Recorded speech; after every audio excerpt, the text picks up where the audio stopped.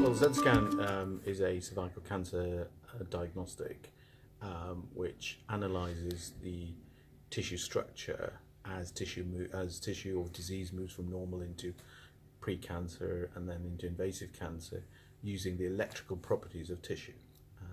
So the diagnostic is more accurate and it gives results in real time, which allows clinicians to better manage their patients. Great. So obviously these deals don't come overnight. How long have you been working on it? First time we met Max Health, who are our new partner in China, was about 18 months ago, so it took 18 months. Wow. And that obviously involved a number of trips to China. I mean, how often did you have to get out to China to secure this? Probably say on average it was about half a dozen trips out to China, and clearly the partners made visits to the United Kingdom as well. Okay. Well, could you just take just a sentence or two, just outline the structure that you felt worked for you when you took this investment from the Chinese investor? So this deal sort of falls into two categories. So there's a license deal for the lead product Z-scan for Max Health to sell and market that product in China mainland. And then the second part of the deal is an investment directly into Zilico. Okay, wonderful. And why did you choose that structure as opposed to maybe any other structure?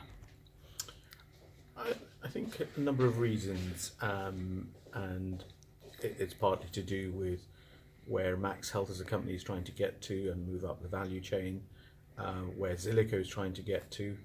The emerging economies have a lot of potential, but I think history tells us that we need to work with a partner in that country. The structure that is often liked or mentioned when I've been out in China is joint ventures. I'm not convinced that joint ventures necessarily provide shareholder value for either party.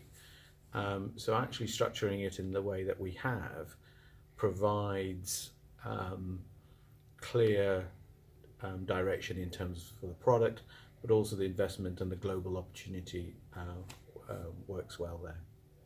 Excellent. Now, one of the things that we find tech companies in the UK are constantly trying to battle or justify is control of intellectual property. What's your view and maybe some advice you would provide to other tech innovators? I think intellectual property protection is a global thing. It's not a certain country, etc. So you have to deal with it in that perspective, or with that perspective in mind. And with any deal anywhere in the world, you've got your documentation, your legal agreements that help you protect your intellectual property to some degree and to some level.